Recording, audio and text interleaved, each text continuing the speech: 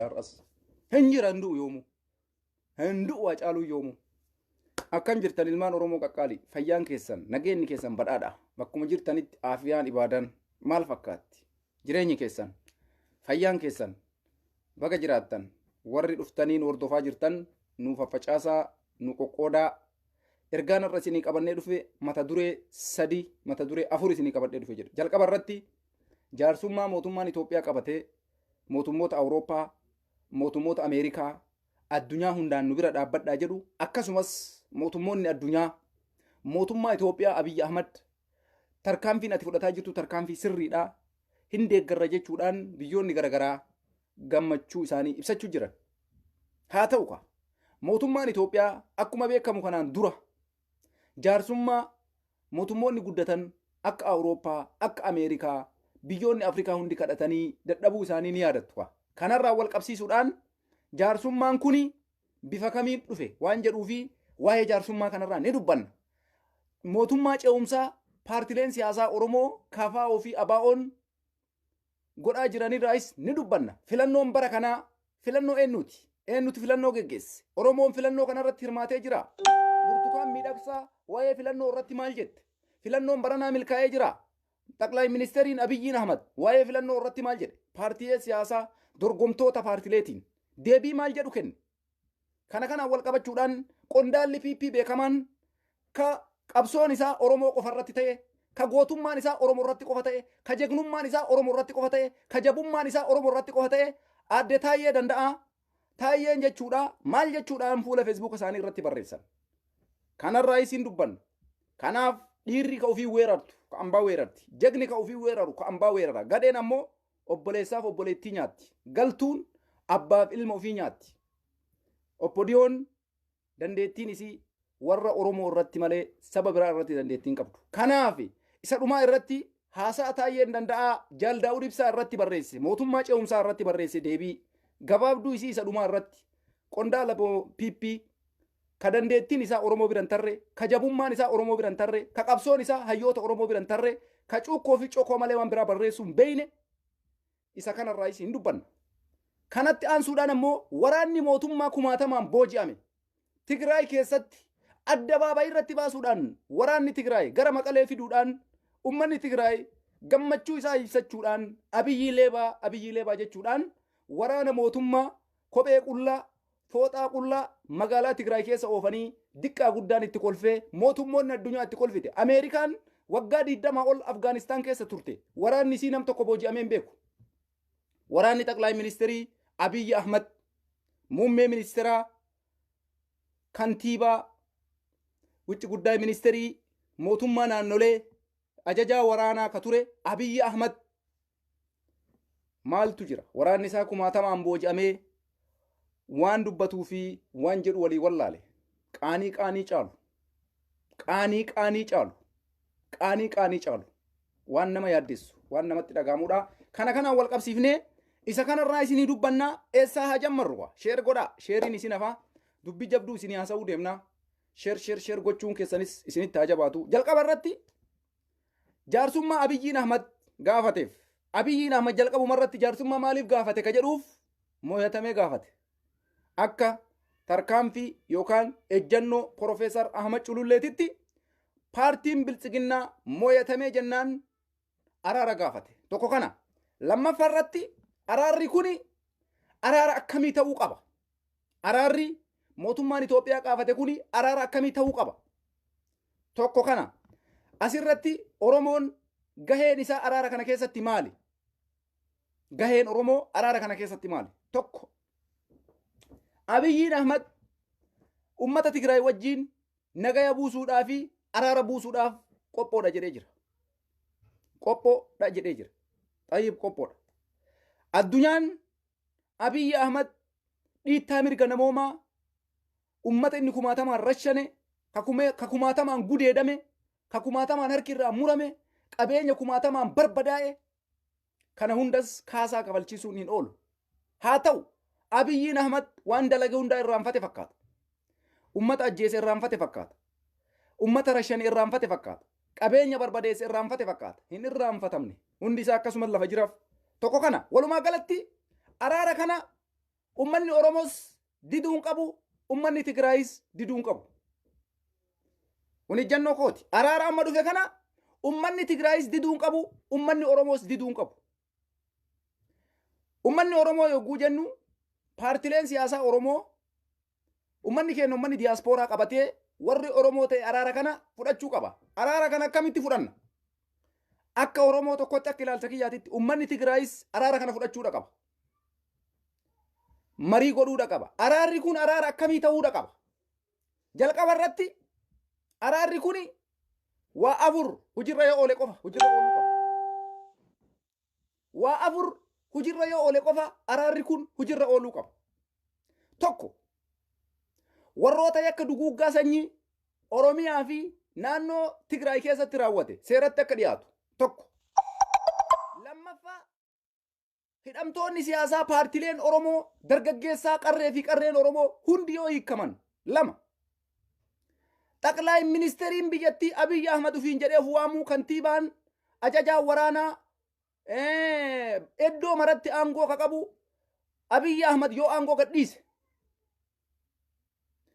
ammas deebisee waraanni naannoo Amaaraa keessa jiru akka Tigraayitti jechuudha. Waraanni naannoo Amaaraa keessa jiru guutumaan guututti Walqaayitti Xagadee jedhee dachii Tigraay ka qabate. Waraanni kun hundi yoo naannoo Tigraay gadi dhiisee ba'e, yoo Abiyyiin Ahmad aangorraa bu'e, yoo warri yakki dalage seeratti dhiyaate, yoo hidhamtoonni siyaasaa hundi hiikaman, araarriin bu'a. Araarriin godhama. Osoo Abiyyiin Ahmad aangorra jiru, osoo waraanni mootummaa Tigraay qabatee jiru, osoo hidhamtoonni siyaasaa mana hidhaa keessa jiran, osoo qarree fi qeerroon mana hidhaa keessa jiran, daqiiqaa takkaaf, sakandii takkaaf, ruubii daqiiqaatiif, nuusii daqiiqaatiif Abiy Ahmad gaa diriddir asfallige. Sakandii takkaaf. Haga libsuu ija keetii kanaaf jechuudha. Oromoo har'a waa takka sitti himuu dhufeera. Wanta akka jala sararee sitti himuu dhufe. Dhageeffadhu dubbiin tuni daa'ima caalti. Mo'an mallaqaan bitatteen arganne har'a siif himaa dhageeffadhu. Rabbiin kuni beekumsa namaa kana wal adda kenna. Dandeettiin namaa wal adda. Haasofni namaa wal adda. Dhageettiin namaa wal adda. Ilaalchi ittiin namni yaadu wal adda. Na dhageeffadhu siifan himaa. Na dhageeffadhu siifan himaan. Oromoon lama nyaatamnu, sadi nyaatamnu, afur nyaatamu. Gabrummaa jalatti hafnee cabnee cabna malee sakandii takkaaf diriddiriin nu barbaachisu. Abiy Ahmad waliin. Ummanni Tigraay ammoo maaliif waan kana filaanii kana kaa'ee beeytanii? Sababiin Abiy Ahmad jaarsummaa gaafateef maali? Jalqaba yoo kana beeyne qofa Abiy Ahmad diraamaa isaa harkaa fashaleessuu dandeenya. Abiy Ahmad araara maaliif gaafate? Kantiibaan magaalaa Tigraay, mootummaan naannoo Tigraay ka inni muude marii godhi jennaan marii isaa ajaja isaa fudhateetiniin Abiyyi marii godhee waan jedhu jira. Garuu wanti kun hagam dhugaadha isa jedhuudhaaf. Ani siifima jalqaba irratti Abiy Ahmad sababiin Abiy Ahmad araara na barbaachisa jedheef maali? Dhageeffadhu siifima. Parsantii dhibbaan dhibbatti itti amana waan siin jechuu jedhu kana. Na dhagaysiifan hima. Abiy Ahmad sababni inni araara barbaadeef maali? Tokko dippiloomaasii. Lama waraana isaa Tigraay keessatti booji'amee dhumaa jiru kana waan argeef. Carraa biraa dhabe. Hinjifachuu dadhabe. Hin hinjifatame. Isa bichaa miti. Maal godhuu barbaada? Filannoo inni dheengadda godhe korojoon marti qullaadha.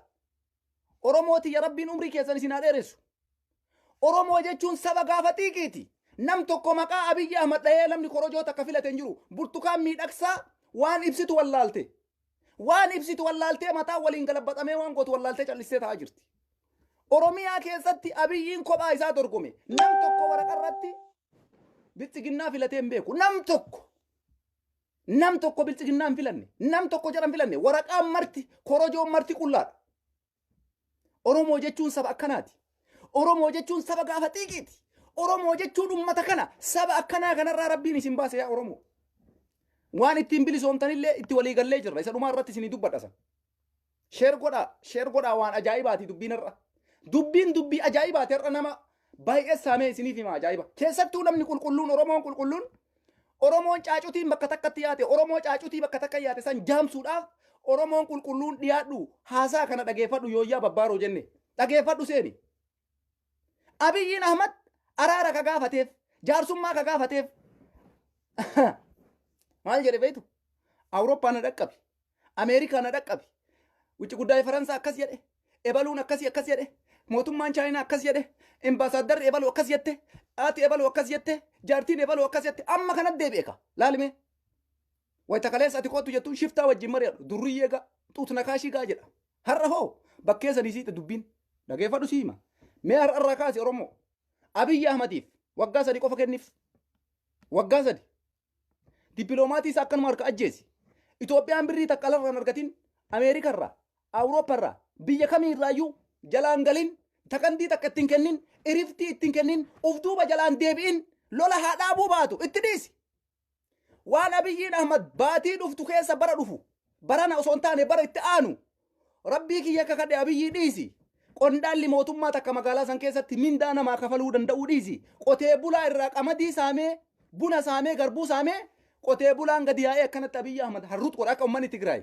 waraana isaa nyaate kan agarte akka ummanni Tigraay waraana isaa ilkaanii dhalanshe ummanni Tigraayin dhalanshe bara poolisii isaa hanyi godhee kutatee bara waraana Abiyyiin achi ergu godhee bara ummanni Tigraay ilkaanii nyaatee bara jegnoonni wallahi lazim waattu sirba Tigree banadhu caffarina godhee yunda'u haa ta'u amma immoo kabilisoome Oromoo osoo hin taane Tigraay ani garuu caffaruu nan barbaachisu akka gammachuu ummata saniitiif akka gootummaa ummata saniitiif sila kamaa caffaruu bar hin caffaru garuu gaafa jalmarroon fa'aa akkas goote caffara anaa miti kabilisoome waan ta'eef saba Tigraay kanarratti dhageeffadhu siif hima Abiyyi Ahmad sakandii takkaaf diriddiri hin godhin haa itti fufu lola Awurooppaa fi Ameerikaan akkanumatti haa qabdu jarana Itoophiyaa jechuun biyya liqaan addunyaa matarra koree galmee gurraacha keessa galmooftee teette ta'uu hin dagatina tokko jedhi Abiyyiin meeshaa Faransarraa fudhachuu deema meeshaa Ruusiyarraa fudhachuu deema meeshaa Turkirraa fudhachuu deema meeshaa Chaayinarraa fudhachuu deema wallaahi saantibii ittiin fudhatu hin qabu isiniif himaan saantibii ittiin liqaa meeshaa fudhatu hin qabu san qofaa miti addunyaan nama jabaa jaalatti jabaa yoo inni ta'e waliin dhaabatti qullaa maal itti godhan qullatti namni ajamu jiru bara Abiyyiin gaafa inni kaleessa akka gaarii jiru addunyaan wajji dhaabate har'a addunyaan takkatti hin mil'attu Ruusiyaan isa mil'attu Chaayinaan isa mil'attu dhiisimee itti tokko kana amma inni araara maaliif godhe araara kana ummanni Tigraay hin fudhatu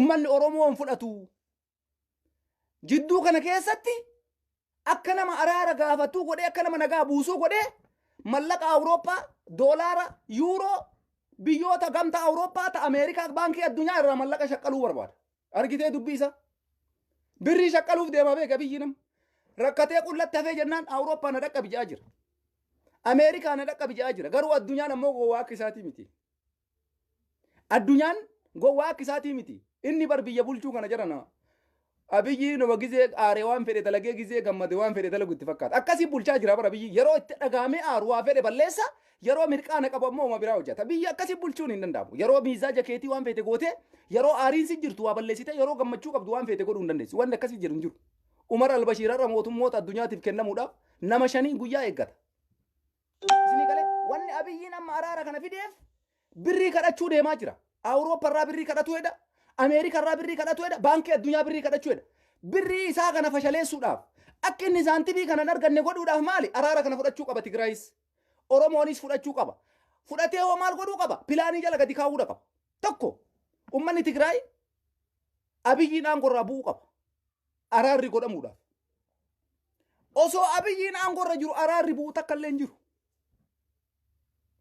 osoo Abiyyiin Ahmad achi aangorra taa'u ummanni biyya san keessa diridirii wanni jedhamu sin barbaachisu namni siyaasni isinii qalee dubbiin jiru kanuma Abiyyiin achi jiraannaan wanni araaraminiif isin jiru araarri bu'uu danda'u sin jiru Oromoo birattis Tigraay birattis araarri bu'uu takka illee hin jiru akkamitti bu'u araarri osoo Abiyyiin achi jiru maaltu araarsa akkamitti araaraman Abiyyitti seera dhiyaata olaantummaan seeraa kabajamee Abiyyiin seera dhiyaachuu hin danda'a kanaafuyyuu araarri godhamuu ka danda'u jalqabumaayyuu Abiyyiidha mayyoo aangoo gadhiise qofa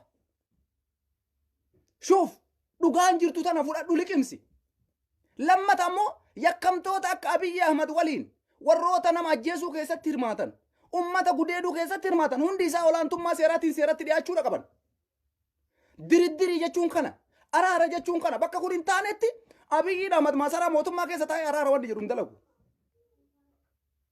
hin jiru araarri wayitu abadan tasumallee yaadamuu jiru. Tokko kana pilaaniin biraa immoo kana eenyutu kaa'uu qaba beektanii? Gamtaan Awurooppaa irra uummata Tigraay gaafataa jira. Oromoos ni gaafatan. Paartileen siyaasaa Oromoo jegnoonni teenna, gootonni teenna, warri du'aaf bakka hin qabne, warri kondominiyeeniif bakka qabne, warri garaaf bakka hin qabne, warri kaleessatti cichitee Oromoodhaaf wareegame jettee lubbuu kee qabsiiftee taa'aa jirtu. Gaafiin ati gaafattu kanuma. Tokko Oromoon hidhaa jiru tokkocha osoo mana hidhaatitti nafin hiikamuudha qaba. Hayyoota teennarraa kaasee wareegamtoota nurraa wareegaman hunda godhuu qaba. Kanarraanu ammoo waraanni adda bilisummaa Oromoo tokkochi jaarsummaa keessa galuu hin qabu. Tokkochi woboon takka jaalmarroon gara jaarsummaatitti safara jaarsummaa ga'uu qabu. Abaddan haga Oromiyaa waan barbaaddu argattetti dubbiin jaalmarroo bakkuma kaleessaa san jirti. Jaalmarroon biraatti dabalamuudha qaba malee jaalmarroon araara kana keessatti hin galmaa'u. Quba qabaadhu. Gaafa Daawud waa argate, gaafa Maraaraan waa argate, gaafa hidhamtoonni mana hidhaa keessa jiran waa argatan gaafuma san iyyuu waraanni adda bilisummaa Oromoo tokkochi bakka jiru irraa socho'uu hin qabu. Tokkochi. Ganaadha waan ta'eef dubbiin ammallee. Quba qabaadha. Dubbiin ganaadha waan ta'eef wanti xiqqoo takka illee jiru. Kanaafuu iyyuu ammallee wanti tokko isa dhumaa irratti warra akka Lammaa Magarsaa, warroota akka Xeebaa Huseen, warroota cal'ise kanneen nutti as baasanii ittiin isin gowwoomsuudhaaf gaafa dubbiin itti jabaatte yoo obbodiyoon dalaydu taate abaddan Oromoo walii galee diduu qaba. Abadan hin fudhan. Akkanatti nutti haafu gabrummaadhaan jiraanna akkanumatti. Sinii galaami Oromoo akkanumatti gabrummaadhaan jiraanna malee hin fudhannu. Hin fudhannu kaleessallee Lammaan Magarsaa nun bilisoomsine tiim Lammaadha jedhee gabrummaa caaltu fuudhee sirna Amaaraa jala nu jiise har'a booda abbaa feene namannu. Abbama feene. Qabsoo keenya finiinsuudha qabna waan uummanni Tigraay dalage argite. Tokko kana kanaafi Abiyyiin Ahmad Birrii kadhachuudhaaf kana godhe. Quba qabaadhaa Oromoo. Hayyoonni Oromoo waan kanarraa dubbadhaa. Abiyyiin liqii addunyaarraa kadhachuudhaaf araara jedhe. Sababiin isaa uummata Tigraaytu dubbii dide, uummata Oromootu dubbii dide, wobootu dubbii dide, paartii kana dubbii dide jedhee addunyaa ofitti harkisuu yaalaa jira amma. Laalime dippiloomaasii akka malee jiraachuun akka hin danda'amne arge. Dippiloomaasii malee socho'uun akka hin danda'amne arge. Dippiloomaasii malee akkana jechuun akka hin danda'amne arge. Amma ammoo tooftaa kanaan dhiibbaa Tigraay irra kaa'ee birrii kadhachuu deemaa jira. Hayyoonni Oromoo warroonni miidiyaa garaagaraa irra dhiyaatan waan Abiyyiin pilaanii inni baase kana hatattamaan dura deemtanii jaamsuudha qabdan. Dura deemtanii addunyaadhaaf ibsa godhuudha qabdan. Abiyyi yakkamaadha sirri itti gaafatama. Yakka dalage jalaan bahu. Sanumattuuyyuu inni wanni araara kana godheef poolisii isaa akkasii booji'amu sun ittiin dhagahamu barisa. Kennaa miti jaa jiran isaa. Waraanni sun eega keessaan hin ta'in waraana Tigraay yaa jennu ta'e. Waraana Tigraay eega ta'e waraana Tigraay isin fidne hin jenne eessaa bahe. Tokko kana. Kanaafi jalqabumaayyuu Abiyyiin araara kakaaseef kaaznaan isaa keessa homaan jiran waraana irratti birrii meeqa baase waraana Shaabiyaa qofa. Waraana Shaabiyaa qofa Maqalee keessaa baasuudhaaf addunyaan kokkee qabdee jennaan birrii meeqa siyaasii kaasaa kafaleeti waraanni amma xiqqoo isii magaalaa keessaa bahe beeytu. Mallaqa isaa ban qabne. Birriin qullamatti harkaa bahe amma booda waan poolisiin leenjisuun qabu hattan uffata reenjarii poolisii waan ittiin bituun qabu namichi. Birritu harkaa caame malee Abiyyiin Ahmad nama nagaya yaadee uummata Tigraay yaadee Tigraay gadhiisee bahee miti. Haga poolisiin tokkocha futti namichi ittuma achi erga. Ittuma achi erga amma dheengadda Finfinneetti eebbiseemi. Sanillee achuma oofa. Yoo sun booji'amellee kabiraa milishaa kana gurra qabee birrii dhibbasii kenna je'anii leenjiseetu achi erga malee waan dhaabbatuu miti namichi. Wanni isa laaffise kaaznaa isaattuu isa laaffise. Birriin Awurooppaa fi Ameerikaan akka bishaaniitti kan dhangalaasaa turte. Itti mul'attee jirti. Kaasaa Isiyaasaaf warqiitii kafalee waraana Shaabiyaa fuudheetinii wayita daangattachisiisu kaaznaan isaa zeeruma ta'e. Ambaasaadar Diinaa Muftiitii wanti kafalamu dhabamuudhaaf deema. Taayyee danda'aatii wanni kafalamu dhabamuudhaaf deema. Warra birriidhaan haasa'u jechuudha. Warra birriidhaan haasa'u ka waa'ee sabummaa hin beeyne, ka waa'ee uummata Itoophiyaa hin beeyne, ka uummanni Itoophiyaa maal barbaadaa hin beeyne, uummanni kun maal yaadaa warra hin beeyne kana waan kafaluu dhabee jira amma.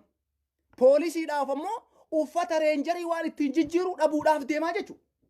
Kanaaf wanni inni araara jedhee amma dubbii araaraa kana kaaseef uummata Tigraay nagaa yaadee akka jedhu san uummanni Tigraay haa qotatuufi miti. Haa facaafamuutii miti. Dubbiin ani isiniin jedhu qulla deebi'e birrii liqeeffachuudhaaf deema. Mee ilaala qophoofnee jirraa nu dhaqqaba maaloo maa addunyaa maa nutti turtan ganumayyuu nutti lashin jedhina maaloo nu dhaqqaba dafa nu araarsa.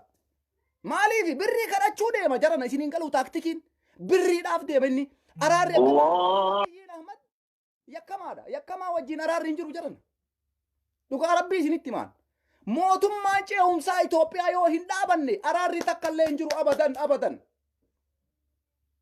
isinii galee wanti araara buusuu danda'u gaafa mootummaan ce'umsaa dhufe qofa dhugaa jirtu dubbadhaa ummata keenya mootummaan ce'umsaa yoo hin dhufin araaraaf jedhamee wanti Tigraayis taa'u hin jiru wanti Oromoonis taa'uuf hin jiru Oromoon ammoo yoo taa'illee warra magaalaa Finfinnee jiru akka Daawud Ibsaa akka Profeesar Maraaraa Guddinaati malee dargaggeessi Oromoo qeerroof qarreen waraanni adda bilisummaa Oromoo sakandii takkaaf jaarsummaan taa'u sakandii takkaaf jaarsummaan nun bilisoomsitu warri Finfinnee nagaa qaba jaarsummaa dubbatu nuti soba amma achi warra akkasii kijiba kana ummata waa takka hin beeyne ummata dhiiga namaa dhugeetumaan jaarsummaan hin joodhama bakka kamittu loltee isa dhumaa irratti dubbii qawween hin fixu jaarsummaa maan fixa kun sirriidha waan fudhatama qabu garuu waan nama jedhe kana godhama Abiyyiin Ahmad aangoo gadhiisee mootummaa ce'umsaa hin kaaya akka Haile Maariyaam Dassaaleenyi godhe san Haile Maariyaam Dassaaleenyi an biyya tanan kuffisu mootummaan ce'umsaa haa dhaabbatu jedhee Abiyyi Ahmaditti aangoo kenne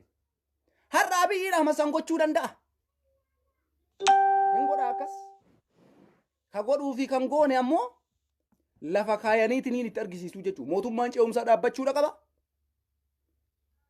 hidhamtoonni siyaasaa mataa miilaan hiikamuudha qabu achi booda namni kamuu waan barbaadu gaafatee gaafa wanti uummanni barti barbaadu hujirra oole achi booda jaarsummaan kaasaan qabeenya Tigraay ka barbadaa'e ajjeechaa Oromoo irra ga'e nama kumaatamaan dhume kuni marti ilaalamee achi booda mootummaan ce'umsaa kaamuudha malee achuma taa'anii tumaan akkuma barbaadan nama ajjeesanii araara goona akkas jedhu eessa Itoophiyaa keessatti kuni taarikumallee hin jiru malee hin jiru waan akkasii hin dalagu jiran akkuma feete nama xaraydee lafarraa akkuma feete fixxee rashamtee butuchitee balleessitee araara jaarsummaa jetta jalqaba jaarsummaa jechuudhaaf mootummaan ce'umsaa kaayamuudha qaba jiran Abiyyiin Ahmad ufuma isaatii jechuudha ufuma isaatii akkuma ofii isaatii ka'ee jaarsummaa godha jedhee jaarsummaa maqaa dha'e kana mootummaan ce'umsaa kaayamuudha qaba marii biyyoolessaa goona jedhee afaan isaatiin waan kana dubbatee godhuudha qaba yoo dhuguma akka jedhu san Itoophiyaa jaalate yoo dhuguma akka jedhu san biyya Itoophiyaa san jaalate ofii isaatii waan kana godhuudha qaba mootummaan ce'umsaa kaayamuu qaba gaafa kana booda Tigraay keessatti illee nageenni bu'uu danda'a achi booda biyyi sunillee diqqoo isillee tasgabbaa'uu dandeessi nageenni biyya san keessatti kaleessallee hin dhufu amma booda Abiyyiin Ahmad bara 2018 gaafa dhufu nama nagayaa wayii ta'ee dhufe har'a booda ammoo wanti dhufullee hin jiru walumaa galatti akkaataa Itoophiyaan itti ijaaramte Abiyyiin nutti argisiisee jira wannummaan araara jedhamu hin jiru ummanni Tigraay kaleessallee qophoo qaba har'as qophoo qaba Oromoonoo mootummaa ce'umsaa dhaabannaa mee amma asirratti walumaa galatti araarri ka godhamuu qabu mootummaan ce'umsaa yoo kaayame qofa yakkamtoonni yoo seera dhiyaatan qofa waraanni mootummaatii fi waraanni liyyuu hayliin Amaaraa Tigraay yoo gadhiisee baheen alatti addunyaalleen jaarsummaa ishin jettu ummanni Tigraay isin fudhatu Abiyyiin Ahmadis kanan beeka tanaan alatti akka dubbiin hin taane inni ammoo wanni inni godheef birrii barbaacha Awuroopparraa birrii kadhachuu Ameerikaarraa birrii kadhachuudhaaf addunyaa sobuudhaaf godhe malee garaa isaa irraa onnee isaa irraa araara yaadeetii miti garuu waraanni isaa harkaa cabee jira waraanni kumaatamaan harkaa booji'amee jira waraanni isaa kumaatamaan harkaa booji'amee jira kana garuu ni nama waraanaaf yaadullee natti hin fakkaatu walumaa galatti araarri ka godhamuu danda'umu wanti kun yoo ta'e qofa Oromiyaa keessatti ammoo haga paartileen siyaasaa hundi hiikamanitti hidhamtoonni siyaasaa haga hiikamanitti daqiiqaa takkaaf gatteenyeen mari'annu Oromoon ejjannoon kiyya kana ejjannoon Daawud Ibsaatis kanuma ejjannoon Profeesar Maraaraa Guddinaatis kanuma nuti namni qabnu qabsaa'onni Oromoo jiran lamaanuma kana paartiin Oromoo jiran lamaanuma kana paartiin kun walitti dabalamee tokko ta'uudhaaf deema raayyaan ittisa biyyaa Oromoo woboodha qeerroo dabalatee waraana adda bilisummaa Oromoo kana booda raayyaa ittisa biyyaa Oromooti raayyaa ittisa biyyaa Oromooti har'arraa kaasee ummanni keenyas bira dhaabachuudha qaba Oromoonis bira dhaabachuudha qaba Oromoon ammoo hatattamaan mootummaa ce'umsaa paartileen siyaasaa Oromoo Profeesar Maraaraa Guddinaatii fi Jaal Daawud Ibsaa isin gaafatan kana hatattamaan hujirra oolchuudha qabdan mootummaan ce'umsaa dhaabbachuudha qaba Oromiyaan mootummaa qabaachuudha qabdi Oromoon mootummaa qabaachuudha qaba indee kan bulchaa jiru bar Tamasgeen Xurunee jechuu dandeessanii bar Tamasgeen Xuruneetu nu bulchaa jira bar Oromoon mootummaan qabu bar si galee kanaaf ummanni keenya mootummaa ce'umsaa hatattamaan dhaabachuu qabdan. Ka isin bulchaa jiru uummata akka wanni Tamasgeen Xuruneetii fi Shimallisii wanni adda baasu takka illee hin jiru. Wannummaan Shimallisii fi Tamasgeen Xurunee adda baasu takka illee hin jiru. Kanaaf Oromoon itti cichi gizeen geettee jirti. Fakkeenya Tigraay irraa fudhadhu. Uummanni Tigraay tokkummaadhaan waraana isaa waliin dhaabatee TPLF kaleessa wal jibbanii waliin dhaabatee bilisummaa cululuuxuu tana fidee dachii isaa keessaa waraana isaa bahee har'a isaa bajaarsummaa kadhatu mootummaan Itoophiyaa uummanni Oromoo marti argaa jirtan jechuudha. Abiyyiin Ahmad ofii isaati uummata Tigraay jaarsummaa kadhataa jira jechuudha. Isinii qalee uummata keenya asirratti hatattamaan osoo taayeen danda'a ashoof osoo taayeen danda'a qalladu mootummaan ce'umsaa dhaabbatee Oromiyaan mootummaa godhattee uummanni nama isa jaalateen hoogganamuudha qaba. Oromoo kana caala si kaa dinnee jedhii ol ka'i bakka. Dinnee jedhii ol ka'i si ga'ee jira. Dhumate bakka ajaja Jaal Daawud Ibsaa ajaja Profeesar Mararaa Guddinaa kabaji ol ka'i mootummaa ce'umsaa mootummaa naannoo Oromiyaa gad dhaabadhu. Wanni isin Tamasgeen Xuruneetiin bultaniif hin jiru. Shimallis Abdiisaa homa takka waa'ee Oromiyaa quban qabu. Isa ajajni gubbarraa itti gad dhufa. Ajajni gubbarraa itti gad dhufa maasaraa mootummaatii itti gad dhufa homa Tamasgeen Xurunee dalagu Shimallis Abdiisaa illee dalagaa jira. Wanni inni Oromoodhaa buuseen takka hin jiru wanni Oromoon argatte takka hin jiru Shimallis irratti. Walumaa galatti mootummaan ce'umsaa ka qaldii takka hin qabne ka ashoofaan taane akka warri feesbuukaa taayyeen jedhee barreessu sana osoo hin taane homa fedhe haa fidan malee abbaan fedhe haa hidhamu malee Oromoon tokkummaadhaan gisee kaatee harka keetiin mootummaa ce'umsaa dhaabbattu amma. Sinii galee mootummaa ce'umsaa hatattamaan dhaabbachuudha qaba uummanni Oromoo hatattamaan. Kanaafi keessaaf alaan uummanni keenya yaada Jaal Daawud Ibsaa dhiyeessee fi Profeesar Mararaan Guddinaa dhiyeessan matoo bamatoo hin deeggarra. Zaachaan taayyee danda'atiif bakka hin qabu Oromoon. Fakkeessaa taayyee danda'atiif bakka hin qabu Oromoon. Waan kaleessa godhaniin ala wanni isaan godhan hin jiru. Du'a yoo taate namni akka Hacaaluu Hundeessaatii olitti amma booda yoo ajjeefame Oromoo gubu hin jiru. Namni amma booda yoo du'e Hacaaluu Hundeessaa caala Oromoodhaaf qaalii yoo jiraatellee Oromoon nama takka gumaa isaa hin baasa amma booda diriddiriin takka hin jiru ebalu nurraa du'aa ebalu tokkas taaf amma wanni takka hin jiru. Wal balleessanii baduudhaami. Wanni taayyeen faa qopheeffatanii ka'an kanuma yoo ofiillee banne isinillee hin balleessine bareeda. Banneetumaan hayni hafte sun nagaa naa jiraattu malee wal balleessanii baduudha dubbiin jiran. Kanaaf Oromoon qophaa'uu si barbaachisa. Dargaggeessi kenna Ustaaz Kamaal irraa fakkeenya fudhattee haga yoonaatittuu nama meeqa yoo namni bosona seentan hisaaban qabdan. Namni haga yoonaa bosona seenee qabsootti jiru meeqa hisaaban qabdan. Kanaafuu jabaadhaa wanti isinirraa eegamu kanuma. Ummata gowwaa ka yoo ati citaa fiddee jala qabde akka gaangeetitti citaa san arraabee citaa san nyaatee tiniinsi jala bulu hin fudhatu Oromoon sadarkaa kanatti. Wallaalummaan akkasii hin jirtu. Zabanni keessa jirru jaarraa 21 zabana namuu waan ofii jabeeffatu keessa jirra malee zabana waan ofii darbanii waan hambaa leellisanii miti. Zabana waan ofii darbanii waan hambaa leellisanii miti. Oromoon hayyuu kee jabeeffachuudha qabda. Dhugaa uummata keetii jabeessuudha qabda. Haqa Oromoota awwaalamte baasuudha qabda. Akka cal'istanii tumaan teettanii sanitti bilisummaan dhuftu hin jirtu. Bilisummaan ka dhuftu akkuma Tigraay goote kanatti. Akkuma manni Tigraay godhe kanatti. Akkuma manni Tigraay dalage kanatti bilisummaan ka dhuftu karaa kana qofaan. Sini galee walumaa galatti kanuma wanni jiru. Mootummaa ce'umsaa dhibbaan dhibbatti deeggarra hatattamaan dhaabbachuudha qaba. Hatattamaan sanumaayyuu dheeressuun hin barbaachisu. Jaarsummaa maalii Abiyyiin haasa'u nu keessa hin jiru. Quballeen qabu Oromoon.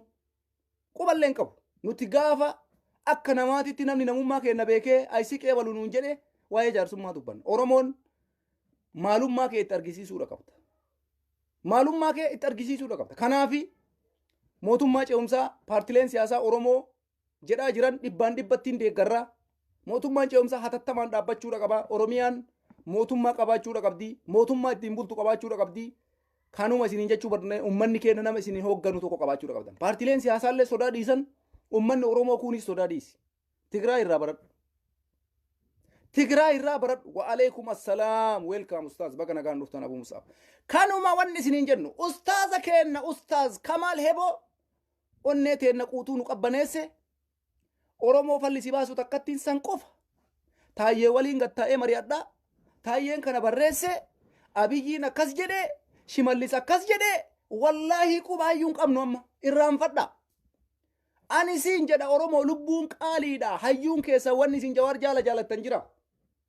Wanni isin Baqqalaa jaalattan jira. Wanni isin Daawud Ibsaa jaalattan jira. Wanni isin hayyoota keessan hayyoota Oromoo kana jaalattan jira. Hin jiru. Kanaafuu falli si baasu maali? Gumaa Jawaar dhiittee warra akka Taayyee Danda'a kanarraa baasuudhaaf akka Ustaaz Kamaal Hedhoo ani dhiira dubartii miti jechuu sirra jira. Ani dhiira dubartii miti jechuu sirra jira. Yoo dhiirri dargaggeessi Oromiyaa keessaa dhabame dubartoonni gabbayaa hidhadhaa jennee dubartoota labsina. Dubartoota waamna amma booda. Dargaggeessi yoo dhabame dubartii waamna. Carraa isa dhumaa irratti. Shamarran Oromiyaa gadi bayaa hidhadhaa jenna isa dhumaa irratti. Qeerroof qarree kadhannee yoo dadhabne dubartoota tarra. Dubartoota kadhannee yoo dadhabne haawwoletti tarra. Shamarran qacalee jechuudha dardarran. Kanaafi qeerroo fi qarreen dhiiga Jawaar baasuuf, dhiiga Hacaaluu baasuuf, hayyoota kana warroonni akka Taayyee Danda'a mana hidhaa keessa kaayanii Maqaleetti waraanni isaanii biqiltuu Abiyyii dhaaba. Maqalee akkuma butuchitaniin deebisaa ijaaraa jeeni uummanni Tigraay magaalaa keessa oofee poolisii Abiyyi Ahmad ishaaraa magariisa lafa dhaabi isintuu diige deebisaa ijaaraa jedhaniini Maqalee keessa oofanii biqiltuu dhaabaa jira waraanni Abiyyi Ahmad. Magaalaa Tigraay qulqulleessaa jira waraanni Abiyyi Ahmad. Isaan ammoo onneen isaanii jabummaan isaanii hidhamtoota siyaasaa mana hidhaa jiran. Jaal Daawud Ibsaa uguramee mana keessa taa'u irratti dhiirummaadha. Taayyee jegnaano. Taayyee jegnaa. Lamaan laay ya Jawaar laay. Daawud laay. Profeesar Mararaa Guddinaa laay inda Taayyee jegnaa የለም በለው ጀግና Taayyee Danda'a በቃ ኦሮሞ ላይ በለው እንደሱ የለም በቃ inni gootummaan isaa qabanii gadi qaba ganna dhiisaa jedha bar takkatu bakka nama humna itti qabu mire harka jaraa hidhee mana hidhaa keessa ol kaa'ee mire bakka fardiin jirretti harree maan garmaaman jedhanii mire akkas taane jedhan ijechuu sirra jira gizeen jettu sirra jira Oromoo ummanni Tigraay akkuma isin sabatti ilaaltan san sila waraana kana mulu akkamitti booji'a ummanni Tigraay sila waraana kana mulu dhiiga isaatiin bar dhiiga lafarra lolaaseeti bar dhiini akka galaana akka malkaatti dhangala'ee yaa'eeti bar jaabanii Adam Oromoo ati cal'isteetuma ciiftee bilisummaa barbaadda bootteetuma bilisummaa barbaadda imimmaanuma gannayte jetteetumaan bilisummaan manuma si oseenti laali warra dhiiga ofii gajjiise warra dubartiin isaa duute warra ilmi isaa du'e warra hayyuun isaa du'e warra dhiini lafa lola'e bilaashatti nafu bar dhiini kee dhangala'ee nafu bar rabbitu gubbaa siitumsaa bar ati Jawaariif jecha Hacaaluuf jecha Baqqalaaf jecha waan feete yoo taate rabbi siitumsa haqarra du'aa jirta shahiideedhaati obboleessa shahiideedha waan keetiif namni du'e shahiideedhaati de harramee Taayyeen Danda'a afaan kamiin Daawud Ibsaa qeeqa wayta waraanni isaa Maqalee keessa karaa qulqulleessu wayta poolisiin isaan biyya bulchine jedhanii akka nama biyya bulchuu danda'u jaakkeetti qofa ibarata OBN bulchaa jirtaniisi OBN ma baqa bulcha OBN bulchaa jirti baro podiyoon jedhan OBN namni biyya bulchu tokko saalaaf hayyuu isaa kamanidhaa jiru waan jedhu Taayyee Danda'a hin saalfatu mee laala jarana rabbii jedha waraanni isaa Maqalee keessatti hiriirri asii ka'ee gara dhaqa ummanni Tigraay itti ashoofa gadi yaasanii karaa qulqulleessisan poolisii kana Maqalee seensisanii magaalaa qulqulleessaa jira waraanni Taayyeenoo Daawud irratti dhaadata Jawaar mana hidhaa jirutti dhaadata argite Profeesar Mararaa Guddinaatitti dhaadata amma kana waliin jiraachuudhaaf Oromoo callisee ta'a kana waliin nama taatee jiraachuudhaaf marii Taayyee Danda'a waliin gootee jaarsummaadhaan Taayyee waliin mari'achuudhaaf teetta dhiirri akka keetii gadi bayee hidhatee jira Kamaal Heboo irraa fudhadhu gadi bayi yoo jaalmarroo hin beekin ustaaza kana kakaleessa si waliin ture laali argite raayyaa ittisa biyyaa ka jedhan kamarra Maqalee keessa agartan sanii bar namuma akka keetiiti bar reenjarii uffannaa waan biraa seete namuma akka keetiiti ati sarra yoo uffata poolisaa uffattee leenjii fudhatte rasaasa dha'uu yoo dandeesse bakka jegnaa nu'a wataddar dhumate wanni biraan jiru bar birqi yallamu yaa jamaa raayyaa ittisa biyyaa yoo isiniin caalii isinitti akaabbada waan guddaa wayii seetanii argitan kunoo karaa xaragaa jira bar Maqalee keessatti maali uffatuma reenjarii itti godhanii leenjisaniituma si gabbaasan namuma akka siiji sagalee dhalate sibiilaa miti dhagaa miti nama laal ustaaz Kamaal Kaleessa manzuumaa baasa nama nagayaa qotee bulaadha har'a qabsaa'aa Oromooti hidhatee bosona seenee jiraa fi du'a isaallee Oromoodhaaf kennee qabsaa'utti jira ati ammoo cal jettee manuma keessa teettee boo'ichumaan imimmaanumaan walabummaa soyxa tasumallee hin dhufu kun tasum warra akka taayee danda'a kanaaf daqiiqaa takka bakka hin kennin wallaahi billaahi yaa banii adam sakandii ammaan jiru kanatti yoo Jawaar gabbayee fannise mootummaan ama biyya bulchu kun jechuudha.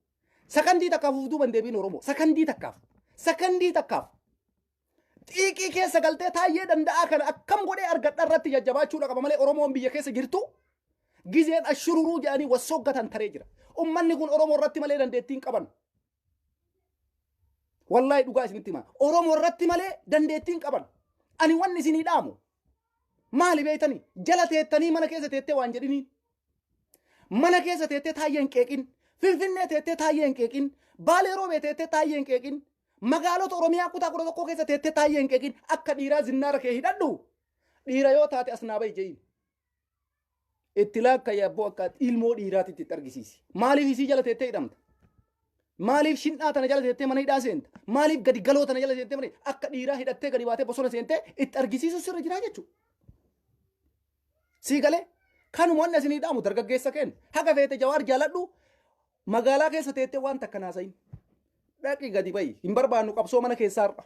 Qabsoo mana keessa teettee taayee qeetu hin barbaannu. Jaboo man qabdu ati har'a.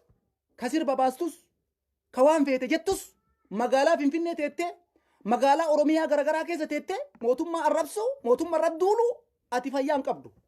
Dhaqi bakka dhiirri ooltu ooli.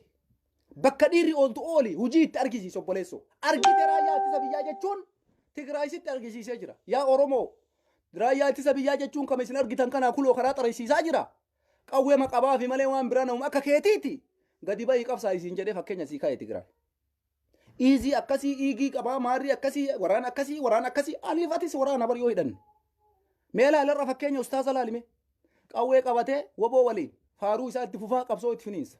Dargaggeessi Oromiyaa kutaa 11 keessatti bakka takka itti ol gargalchuu qabda. Dhagaan karaa cufuu maal godhuun tare. Daqiiqaa takkaaf laal. Ile waa takka isinitti ba'an. Taayyeen Jawaar irratti tarkaanfii fudhata. Abiyyiin Jawaariin akkas godha. Abiyyiin Baqqalaa akkas godha. Wallaahi sakandii takkaaf addabaabayii irratti Finfinnee addabaabayii irratti yoo Jawaar saqqalame yoo Profeesar Maraaraa Guddinaa saqqalame yoo Jaal Daawud Ibsaa saqqalame Oromoo dachiif samii kana walitti gaggalabbaxxeetiniin dhugaa jaratanii baaftee oppodiyoo dhabamsiisuu sirra jira malee harka kennuun sirra hin jiru. Kana dhiirri kanuma gooti. Teetteen booyin, teetteen azzaniin dhiigaan malee bilisummaan hin dhuftu.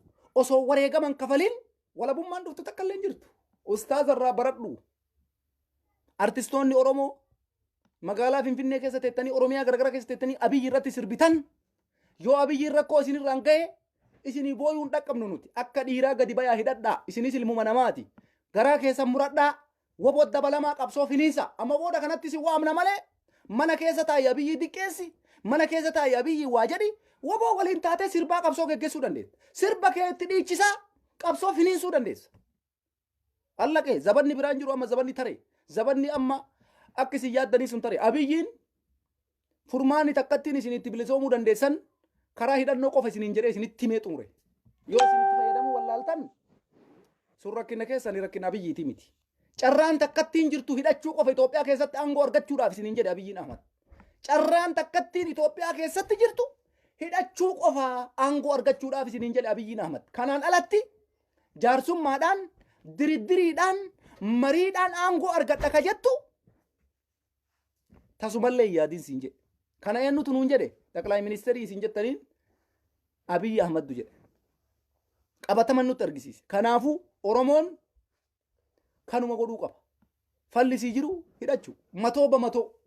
Saniin alatti an artistii feete magaalaa Finfinnee keessa teettee sirba nuu baastee boottu mootummaan siidhe yookaan si ajjeese bakka falmataa kabbadaa faayisa jiran artistoonni akka falmataa kabbadaa fuudhee mootummaan kun mana hidhaatii ol guure cit isinillee warri badhee jirtan carraan keessan kanumaa jechuudha. Taayyeen danda'afa ummata Tigraay keessatti poolisii jaraa Tigraay keessatti karaa xarawu. Biqiltuu dhaabaa yadiini akkuma Tigraay hin butuchitanii deebisa ashaaraa magariisa kaaya. Magaalaa ta'een tajaajilsiisan deebita ajaara ganda keessa oofanii waa xaraysiisan jararraa dubbachuu dhiisee Daawud Ibsaatiif dhaadata Jawaar Muhammad mana hidhaa keessa jiru tarkaanfii fudhanna maalii goona akka goona jedha. Dachii samiisi wallaalchifna obboleessoo dachiif samii rabbiin isin agarsiisa yaa appodiyoo barana takkatti hin baanu deemuu kaatanii amma gizeen keessan dhumateera yeroon teessan dhumattee jirti appodiyoo abadan taayyee danda'a fasaati aga feete waan feete ta'i amma booda uummata akka isiniin tasakka'u ganaa oromoo wanni jirtu marti gadi yaatee bosona seentee kallattii kamiinuu waraana bilisummaa oromoo dura dhaabachuu dadhabuun keessan fagoo hin jiru kallattii kamiin bitaa mirgaan oromiyaa kutaa 11 waraana bilisummaa oromoo garamiin nuun lolaa jira garamiin dhufaa jira isaa wallaaluudhaaf guyyaa muraasatu isin hafa jechuudha isinitti argisiisaa jira uummanni Harargee keessaa Baaleen Arsii Wallagga Guji Boorana Shawaa Jimma argite hunda isaa keessaan guyyama eeggata waan feete jedhi abbaa feete fasaatii nuti Hacaaluu Hundeessaa irratti qabsoo oromoo ani gara kiyyaa woboodha murteesse qaraan bilisummaa ittiin dhufu karaa takkatti hin jiru karaa hidhannoo qofa saniin alatti karaa biraattu jira jaarsummaa goonaa diriddirii minaamin asfalligin diriddiriin ka godhamu gaaf abiyyiin achii ka'ee mootummaan ce'umsaa kaa'ame kana alatti yookaan akkanumatti abiyyiin haga fedhe ajjeesaa haga fedhe barbadeessaa haga gaafa waggaa 10 isaa guutuutitti ittiin taggaluudha malee abiyyi waliin gatteettee mari'attee tolumatti qabee si fannisuun kun gadhummaadha jedhan bilaashatti fannifamuun gadhummaadha qabsooftee fannifamuun osoo taggaltu du'uu waan biraati garuu bilaashatti abiyyi waliin mari'adhaa jaarsummaa godheettee qawwee kee lafa keettee dhuftee fannifamuun suni gadhummaadha kalee sarraallee waa barachuu qabna tasuma nu barbaachisu taggaluu qabna gaafa humna jabeeffanne tokko argachuu dandeenya kana tokko kana kabira ammoo waa'ee mootummaa ce'umsaa irratti tarkaanfii fudhanna jedhee jira taayyeen danda'a cukkoo jedhee Jawar Muhammadii fi Jaal Daawud Ibsaa irratti tarkaanfii fudhannaa maal jedhee jira haa fudhatan tarkaanfii fedhan haa fudhatan qophoodha oromoonis qophoodha of qopheessuu isinirra jira ammoo warri haftan dargaggeeyyan kenna akkuma Hacaaluu kanatti yoo Jawaari illee miidiyaa irra baanee boonnaa taate malee of qopheessa boottan Hacaaluu Hundeessaatii amma boodan booyin waan godhuu dandeessu hunda godhi bakka dhumate kanaaf oromoon qophoo ajaa'iba qabuu qaba ijoolleen teenne dargaggeeyyan kenna warri jirtan gara bosonaatis siqaa wobo barbaade bakka jiru itti dhaqi qabsoo keefiniis taayyee danda'a ummata Tigraay dadhabnaan ka dandeettii itti qabu harkaan salsalata itti dheebira taa'utti qabsoo garagalche laalamee jegna isin jegnoota keessan agartanii argitee jegnoota keessan jara Tigraay dadhabnaan Jawaar Muhammad Daawud Ibsaa irratti tarkaanfii fudhachuudhaaf ufduu bandeebinuu ja'aa jira jechuudha oromoonis qophaa'uudha qaba tarkaanfiin har'aa ammoo akka kaleessaa san harka qullaa meeshaa barbadeessuu qabeenya akkasii godhuu miti tarkaanfii woboo fi qeerroo walafoo fudhatu abbaan fedhe dura dhaabachuu hin danda'u kanaafuuf qopheessi qeerroon woboonis qophaa'ii waraana bilisummaa oromoo bakka jirutti qophaa'uu isin barbaachisa taayyee danda'a barreeffama inni irra barreesse barreeffama dhugumatti dandeettii biraan qabanii oromoo irratti dandeettii qaban taayyeen danda'a qoosaan tiraanisfara jedhamu hin jiruu je barreeffama inni barreesse sa'atii 6 dura jechuudha seenaa keessatti yeroo jalqabaa filannoo bilisaa Itoophiyaa keessatti ni geggeeffama ummanni Itoophiyaa waan barbaadu halkan guyyaa filatee jira nu filatanii jechuu isaati guutuma gantoonni gantootaa amantee filannoo irraa adda baafte mootummaa ce'umsaa jettee qoosti Daawud Ibsaati amma waan kana qulqulleeffachuu qabnaa jedhe waan kana qulqulleeffachuu qabnaa Itoophiyaa keessatti aangoo mootummaa qoosaa miti ni beeyna qawweedhaan dhufe qawweedhaan fudhanna garuu isin qawweedhaan hin arganne taayyee danda'a nutu isinitti kenne aangoo qeerroo fi qarretu hayyuu isinarra maneedhaa keettanii tashooftan kanatu isinitti kenne qoosaa miti dargaggeessa nama 5,000 wareegaetti Jawaar qeerroo qarreen itti dhumteeti homa takka irraan arganne qoosaan hin dhufne hin beeyna isintu hin beeyne malee barreeffama kana sa'atii 6 dura taayyeen danda'a barreessee jedhe qoosaa miti jedhe yakkamaan daangaa bilisummaa diiguun shakkame seeraan ala hin hiikamuu jedhe kun amma Jawaar Muhammadiif jedha laal Jawaar amma yakka maalii dalage seeraan ala hidhan seeraan ala ni hiikamu maal hiikaa eenyu isin hin jeekar malee hiikaan jenne wannu takka Jawaar hiikaa isin kaleessa isin gaafanne amma isin gaafataan jirru maaliif hiikaa isin hin ja'an jirru hin hiikin takka Jawaar hiikaa isin nu qabsoo oromoo qabsootti kadhataa jirra malee Jawaar hiikii Jawaar akkas godhii dhiifnee jirra fargee seentas kana irraanfanne malee waa'ee Jawaar hiikuu Baqqalaa hiikuu ani akka kiyyatti kana quban qabu maaliif jaalabdii raggaasaa gabbaastanii deebistanii fuutanii dhabamsiiftanii koloneel gammachuu akkas gootan maaluma walumaa galatti namni Jawaar faa hiikaa isin hin ja'aa jiru hin jiru isin galee oromoo kadhataa jirra nu qabsootti ka'a bilisummaan akkanatti hin dhufu jennee ummata keenya waamaa jirra malee ebalu hiiki kana kaleessa sin gaafanne amma hin jiru.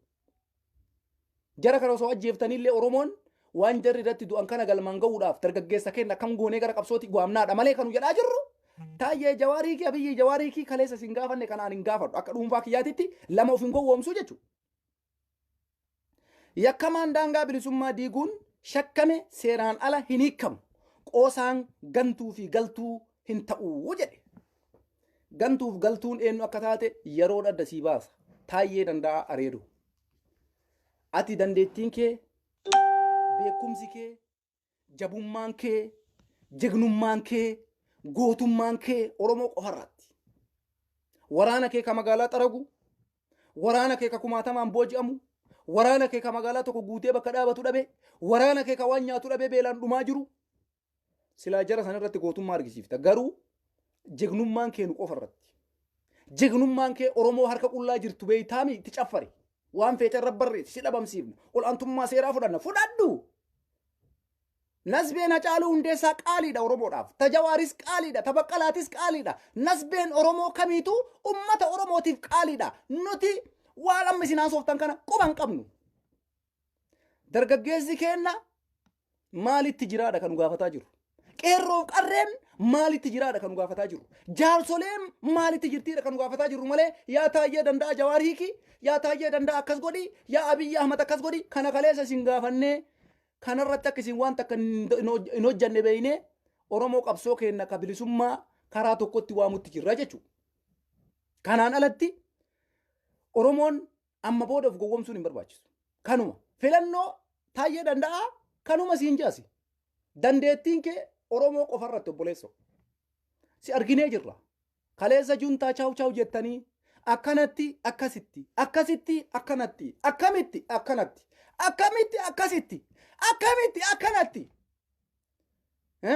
Chaaw chaaw juntaa chaaw chaaw juntaa chaaw chaaw ween waraana keessanirra magaalaa xaraga. Kan akka godhaa ture isini. Dandadhamnaan dandeettii kan itti qabdaneennu Jaal Daawud Ibsaati. Dandeettii kan itti qabdaneennu Profeesar Maraara. Dandeettii kan itti qabdaneennu Jawaar Mohammadi. Dandeettii kan itti qabdaneennu Baqqalaa Garbaati. Dandeettii kan itti qabdaneennu Qeerroof Qarree, Dhiitaa, Qafaa, Hidhaa, Kabalaa, Maangodhaa, Baqqa. Jara kanarratti jegni akka Taayyee hin jiru. Jegni akka Shimallis hin jiru. Jegni akka Hangaasaa hin jiru. Jegni akka Abiyyi Ahmad hin jiru. Yaa Oromoo irratti. Garuu waraana keessa magaalaa keessa deemee kosii haru ka waan nyaatu dhabee qullaa kuunu cuurraa yaasanii kan marxoo morman maranii fi kulluka qullaa deemu isinitti mul'atu sun. Dubbiin osoo akkuma OBN irra ta'anii yookaan Noobiyaa miidiyaa irra ta'aniitiin gootummaa ofii ibsan san taate silaa oppodiyoo isinuma bilisooma. Silaa isinumatu Tigraay injifata. Osoo akka OBN fi Noobiyaa miidiyaa irra baatanii uummata Tigraay qeexaniiti. Silaa isinumatu injifata. Garuu Noobiyaa miidiyaa fi OBN keessan bilisummaa isinii fiduu hin dandeenye. Hin dhufu bilisummaan keessan har'a gadi deemtan malee ol hin deemtan amma booda oppodiyoo qabadhaa kan. Isin amma booda gara lafa jalaa gad deemtan malee ol deemuun hin jiru. Odomaa Taayyeen danda'a akkanatti ashoofu mootummaan ce'umsaallee dhaabata Oromiyaa keessatti qabadhaa dubbii kana. Shakkii takkaa hin qabu hin dhaabna. Hin dhaabna fakkeenya gaarii ta'aa jirti ilmaan Oromoo irra. Oromoon haftellee waa takka hin eegin. Dhaaqii gootota waraana adda bilisummaa Oromoo bira. Dhaaqii. Dhaaqii uummanni keenya uummanni biyya alaa jiru waadaa sii seenee jira. Ka makiinaa qabu makiinaa ofii sii kennuudhaaf.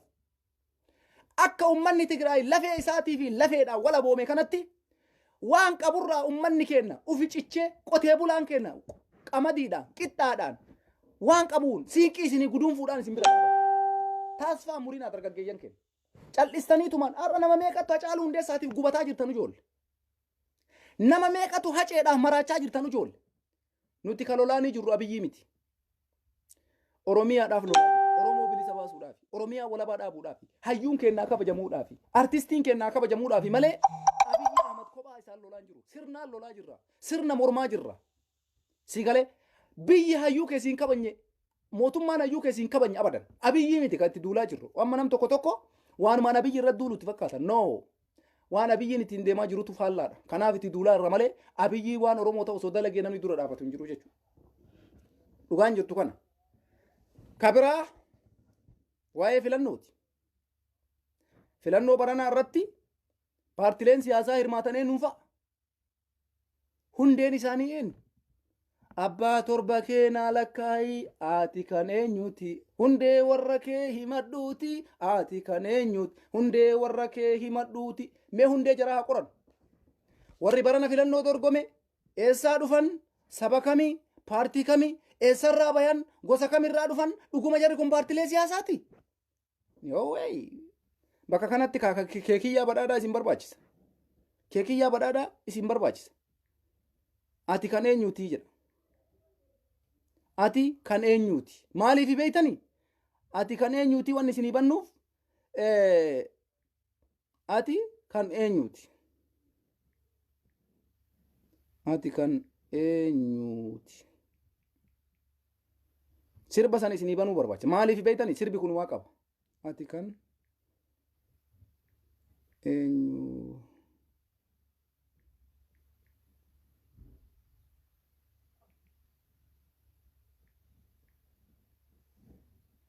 ati kan eenyuti jedha sababni isaa ati kan eenyuti sirbi jedhu kuni ati kan eenyuti sirbi jedhu kuni sirba ajaa'ibaati sababii qaba maaliif beeytanii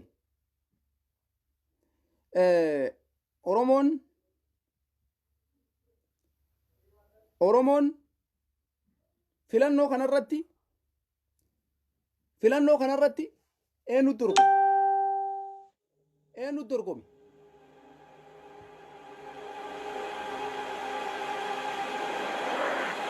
mee sirba sana isin soqaa raaqa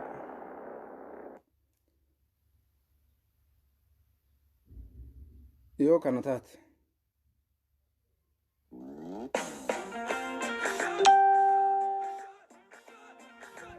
maaliif beeytanii ati kan eenyuti wanni isinii banaa jiruuf hundee warra kee qoradhu jedha hundee warra kee qoradhu jedha Biraanuu Naggaa Abeen Adaabbee Innat Paartii Izeemaa Baalaadaraas warrummaan abiyyi waliin filannoo godhe kun eessaa bayan zariin isaanii eessa abbaan isaanii eessa hundeen isaanii eessa filannoon godhame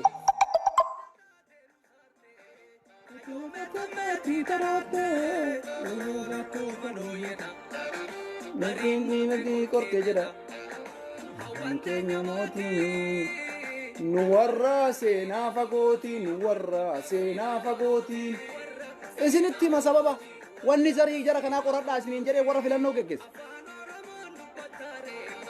ani oromoodha jettaare mee wal qorannaa gadi taa'i abbaa torba keenaa lakkaa'i ati kan eenyuti hundee warra kee himadhuuti ati kan eenyuti gosa warra kee himadhuuti sababa malee isin hin banne mee gosa Izeemaa haa qorannu hundee Baalaadaraas haa qorannu hundee Abeen haa qorannu hundee Innat Paartii haa qorannu Andinnat Itoophiyaa haa qorannu eessaa dhufan jarri kun paartii ilmaan abbaa tokkoottu baay'inarraa warra kolonii jala jiru irratti wal gurmeessee dhufe quba qabaadha jaran kolonii jara warra jiru oromoon kolonii jala jirraa bara kolonii gurraacha jala jirtanii bara kolonii gurraacha jala jirraa bara jara kanatu wal gurmeessee dhufe Abeen Izeemaa Baalaadaraas Innat Paartii Adawu Paartii Maarree Itoophiyaa paartii 8 mee haa qorannu eessa paartii oromoo kokkocha keessa jira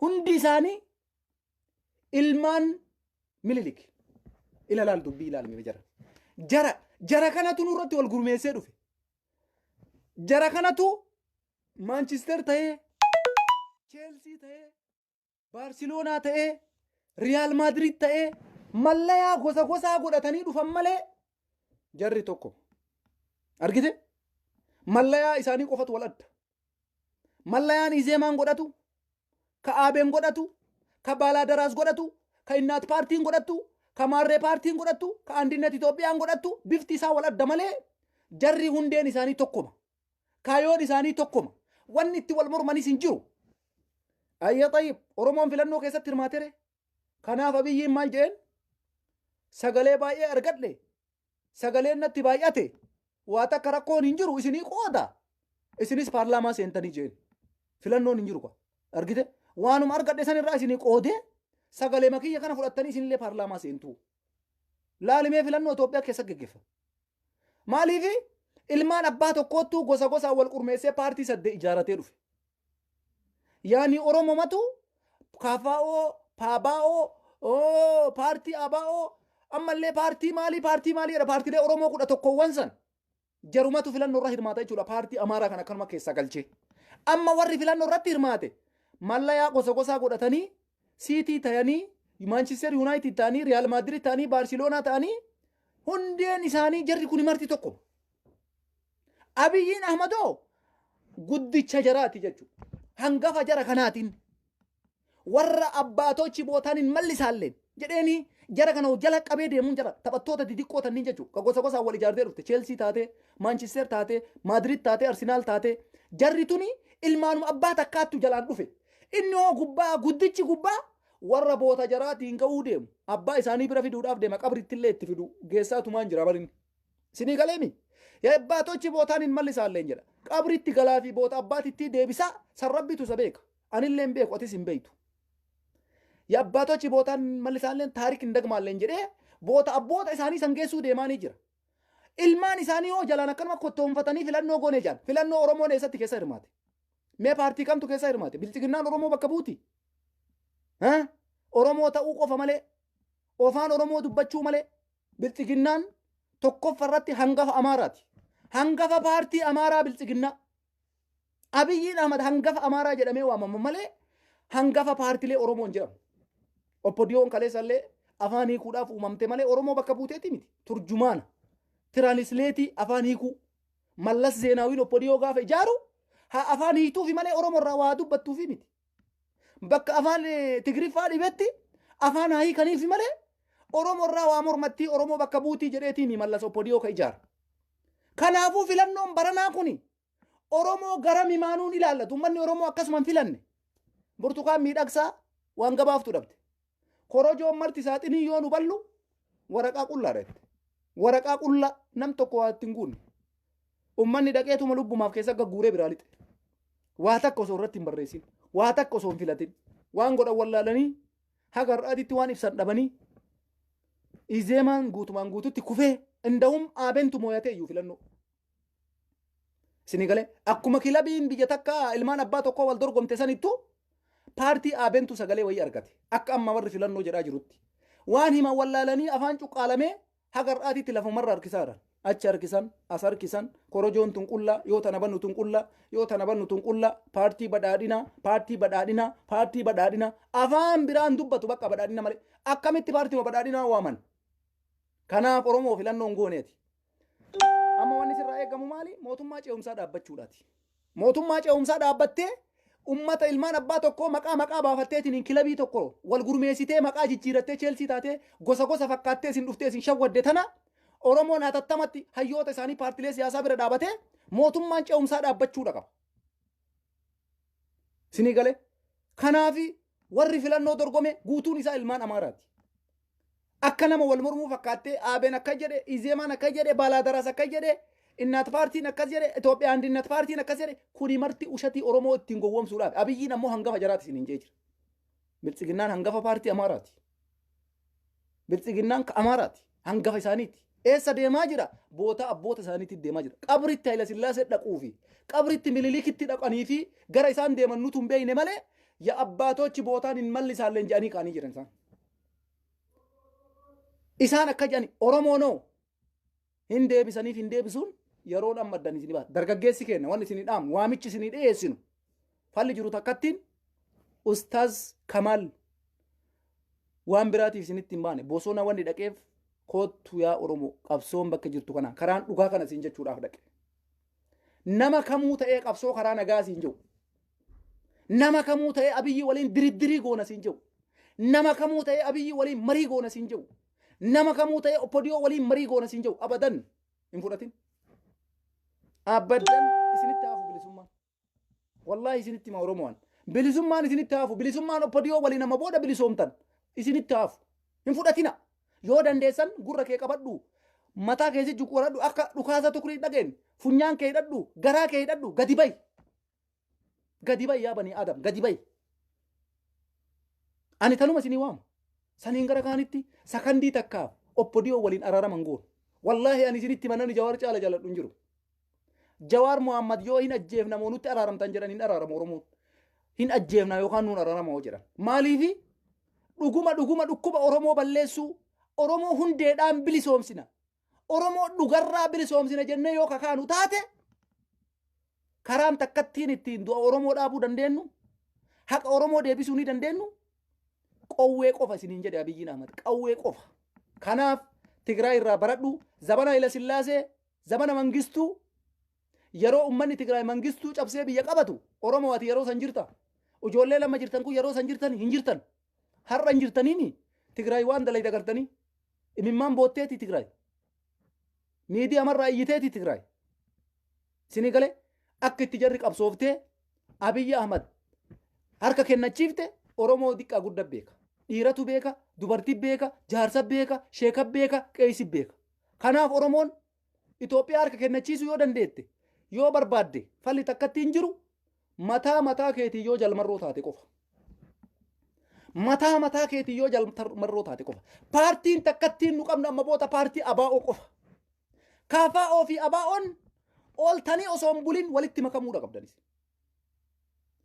Maaliifi raayyaan ittisa biyyaa Oromoo woboo ta'ee jira.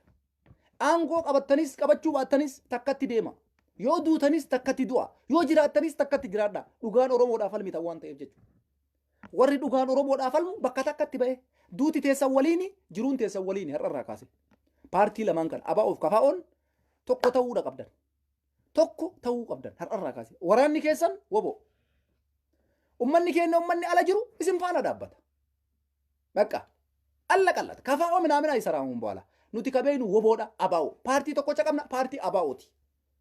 KFO'nis ABO'nis walitti jiidanii paartii tokko uumtanii achi boodatti biyya waliin bulchuu yoo hinjifattan. Yoo duutan ammoo takkatti du'u. Yoo baddan takkatti badu. Isin qofaa miti kabadu. Oromoo mara isin waliin bada. Kanuma wannan isin dhaamadu. Saniin alatti Oromoon har'a achi dhayii as dhayii yoo ebalu moote eenyu aangoo dhufaa eenyutu aangoo qabataa eenyutu achirra bayaa no nuti qabeenu woboodha nuti ittiin bilisoomnu woboodha poolisiin Oromiyaa woboo dabalame woboo bira dhaqi humni addaa Oromiyaa woboo bira dhaqi poolisii Oromiyaa abdii isinirraan kutan nu ammallee isin nama biraattu isin ajaja waan ta'eef nama biraattu isin erga waan ta'eef isinirraa abdiin kutan isa dhumaatitti dhaamsi ani isinii dhaamu isin waraana adda bilisummaa Oromootiif dabalamuudha paartileen siyaasaa Oromoo lamaan jirtan tun ammoo tokko ta'uudha. Waraanni keessan keessin sochootanii woboodha. Biyya san keessatti mootummaa ceemsaa yoo taatanis isin lamaantuu mootummaa ta'ee akkaataa aangoo keessanii abbaa feetan bakka feetan keettanii waliin itti fufsiiftan. Alla qallan. Ijjannoon kiyya kanaan. Oromiyaallee har'a kanuma barbaaddi. Abbootiin gadaa, jaarsoleen biyyaa, sheekoleen bira dhaabbachuun kanarratti isin dirqama. Amma nam tokko Abiyyi maaf akkana haasofta, Abiyyi ma jibbita, ebaluun jibbita, shimalli no dubbii Abiyyiiti miti. Abiyyiin har'a gara marattuu inni mootummaa Itoophiyaati. Waa'ee Oromoo keessan galuun qabu iyyuu sila. Xaqilaa ministeerii biyyaatti Oromoo bulchaa jiru Itoophiyaa guutuu bulchaa jira. Uummanni Oromoo ammoo gaafii gaafate keessatti deebii isaa yoo hin argatin falmachuu mirga isaati. Gaafii isaa gaafachuun mirga isaati. Deebii barbaade argachuullee ammoo dirqama uummata Oromooti jechuudha. Kanaaf mootummaan ce'umsaa hatattamaa dhaabbachuudha qaba. Barreeffama taa'ee danda'a barreessuu fi doorsisa taa'ee danda'a doorsisu kaleessallee gootonni Oromoo bakka hin kennineef har'as bakka hin kenninuuf. Kadu'e inuma du'a. Bilaashattillee inuma du'a namni. Warra qabsoo irratti du'ee seenaa yaadatu dhiisi. Warroonni akka taa'ee danda'a kunniin osoo du'e ima booyaniif himi. Bilaasha ka nyaateetuma dhuguu kana. Amamee taa'ee danda'a maaliif boottaniif osoo inni du'e Oromoo? Maal isinii dalagee? Seenaa maalii qaba taa'ee? Kanaayyuu imimmaan ima nama bu'a osoo inni waa ta'e. Warra akka taa'ee ka waa takka Oromoo bu'aa takka hin buusin kana yoo arrabaa malee, yoo Oromoo diqqeessuu malee, yoo Oromoo gadi cabsuu malee, yoo Oromoo gandaan qooduu malee, yoo Oromoo kutaan qooduu malee, kunuu yoo osoo du'e namni imimmaan isaa buusu hin dhabamu. Namni har'a taa'een jagna kenna jedhuun hin dhabamu. Guutee jira uummanni miskiina jira uummanni tokko. Kanaaf Oromoon qabsoo karaa dhugaatiitti deebi'ii qabsoo karaa dhugaa fineensi ani ijjannoon kiyya kanumaa Tigraay irraa baradha. Uummanni keenya uummanni diyaaspooraa amma akka ajaa'ibaa kana walii gallee jira kun. Akka ajaa'ibaa kanatti galatooma.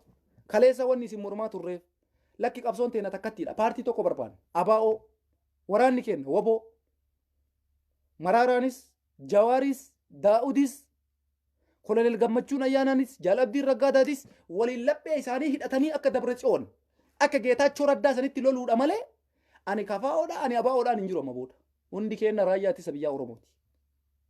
Isinii galee kanaafi Oromoon paartii tokko jala ciquu qaba. Paartiin keenya wobo abaa'oodha hundi keenya. Hundi keenya shane Oromuma shane Oromoon hundi shane. Kanaafi shanee jedhanii nama ajjeesan kuni hin dalagu. Kanaaf Oromoon ijoolleen teenya dargaggeessi waan isinii dhaamu amma oppodiyoon wayyaanee dadhabdee jennaan Tigraay dadhabdee jennaan hayyoota Oromoo mana hidhaa jiran irratti duula bantee jirti. Warroota ala jiran akka Profeesar Mararaa irratti duula bantee jirti. Ka akka Jaal Daawud Ibsaa irratti duula bantee jirti. Oromoo of qopheessi. Harka qullaa homaan gootu gara bosonaa deemu daddafi hatattaman. Akka Ustaaz Kamaal godhe kana hatattaman gara bosonaa. Tanaan alatti magaalaa keessa taa'eef qopheessi maali sangabareen qofti gaadha. Isin ijoolleen dargaggeeyyaa warri fiidee waa ariitee qabuu dandeessu. Warri utaaltee irraan bu'uu dandeessu. Warri jalaan hulluuxee qabuu dandeettu. Bakka deemtuun beeytaa sitti himuun kenna kanumaa saniin gara kaanitti araarri takka biyyi waliin godhamu hin jiru. Araarri takka godhamu hin jiru. Paartileen siyaasaa Oromoo hundi hiikamanii haga jedhutti sanumaanuyyuu waraanni adda bilisummaa Oromoo jaarsummaa kana keessa hin galu.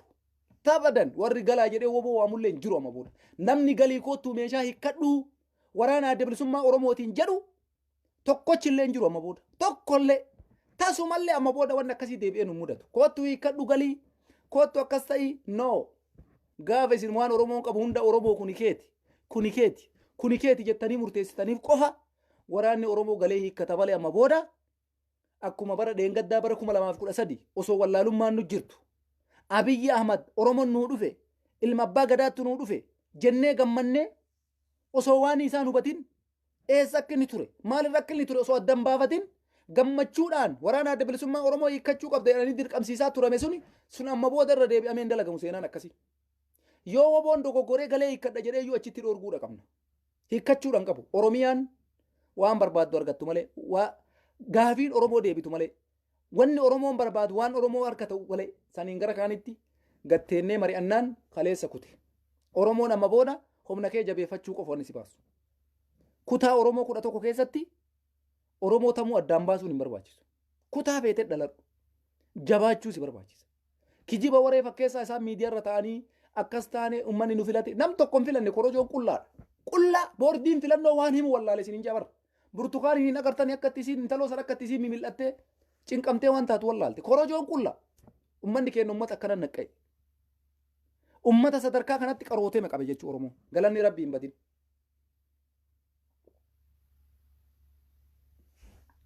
Isin galee. Kanaaf doorsifni Taayyee doorsifni Abiyyi Ahmad osoo harka kennachiisee ummata Tigraay harka kennachiisa. Oromoon ammoo gaafachi garaa isaa kutatee lakki jedhee ka'e wallahi billahi guyyaa lama isinitti hin fudhatu bilisummaan. Anaatu isinitti hima Oromoo. Guyyaan lama isinii guddata isin ummata Oromoo bilisummaan keessa. Lakki jettanii gaafa kaabaa kibbaa bahaadhiyaa itti kaatan poolisiin Oromiyaa isin waliin dhaabatee woboo waliin dhaabatee isinirraa ittisa malee isiniin hin lolu. Dhufuudhaaf deema yeroon sun guyyaa eeggata. Takka lama jedhee akka quwaa kanan laakkamaa jira. Oppodiyoon awwaalamuudhaaf akka quwaa kanatti ila 1 2 3 jennee akkasitti hasabu jirra. Wanni dhufu hin jiru. Oromummaan bichaan uf beekii dammaqi. Warra Facebook irraa osoo hin taane qabsoo kana finiinsuu fi bilisummas fiduu kan danda'u. Walabummas fiduu kan danda'u. Ana osoo hin taane isin warra biyya jirtan. Warri biyya jirtan bilisummaa isintu fiduu danda'a. Har'a uummanni Tigraay diyaaspooraa miti barka bilisummaa fide. Warra biyya keessa jiru malee diyaasporaan dippiloomaasii waanuma akkasii qarqaare malee waan biraan goone. Warri bilisummaa fiduu danda'u uummanni Oromoo warruma biyya jirtan. Of hin tuffatin. Ilmoo dhiiraa taatee of hin tuffatin. Diqqaattee bofa matarra ijjatan jedhama ammaa isi Oromoo. Kanaaf ilmoo dhiiraa taatee of hin tuffatin. Yeroo kanatti shamarran teenna dubartiin Oromoo bosona seentee akka dhiiraatti taaggalaa jirti. Ati dhiira taatee ammoo wanni si sodaachisu hin jiru jechuudha. Keessattuu jara naamma gizee masilaa kutattanii gadi yaatanirra jirtan. Hacaaluu yoo yaadatte hayyoota Oromoo meeqatu guramee irra taa'aa jira yoo yaadatte gizee sin teessisuu miti. Har'a Jaalabdiin Raggaasaa amma booda mana hidhaa keessaa sii falmuu hin danda'u. Jawaar Mohaammed mana hidhaa keessaa sii falmuu hin danda'u. Baqqalaan Garbaa mana hidhaa keessaa sii falmuu hin danda'u. Koloneel Gammachuun Ayyaanaa mana hidhaa keessaa sii falmuu hin danda'u. Sitti falmachuudha qaba yaa Oromoo. Asine kanuma wanni jiru. dhugaan jirtu tanuma. Warri dunuunfatee osoma rakkoo mara argu osoma Oromoon waa takkan argatin akka waan Oromoon bilisoomee akka waan Oromoon gaafii isaa deebii argatee akka waan deebiin Oromoo deebi'ee fiititti waan arge haasa'u kana gurra jalaa cufatee Oromoon qabsoo isaa finiinsu. Kanaan alatti wanti godhamu takka illee hin jiru. Sodaan onnee keessan keessaa baasuu qabdan Oromoon. Kanuma ergaan kiyya kana fakkaataa xiyyeeffannaan oppodiyoo hayyoota Oromoo irratti ta'ee jira. Dargaggeessi keenya gadi bayaa bakka jirtan maraa gara bosonaa deemaa qabsoo keessan finiinsaa isiniin ja'a. Kanumaa fi warra gammaatitti nu faana turtanii nu hordofuudhaan nu jajjabeessitanii sheer gootanii haasaa keenya dhageeffattan galatoomaa isiniin jenna. Ulfaadhaa kanuma wanni isiniin jechuu barbaannu qabsoon Oromoo jabaatee itti fufuudha qabaa. Bakkan kenninaa fi aga fedhan abbaa fedhan haayidan abbaa fedhan irraa duuraan dargaggeessi Oromoo kumaatama jira. Oromiyaan irra nagaa qabdi. Ajjeefamee uummanni Oromoo uummata dhumuu miti. Kanaaf Oromoon sa'aatii kanatti qabsoo finiinsuun dirqama keessan isiniin jedha. Galatoomaa fayyaa naa ta'a nagaan jiraadha.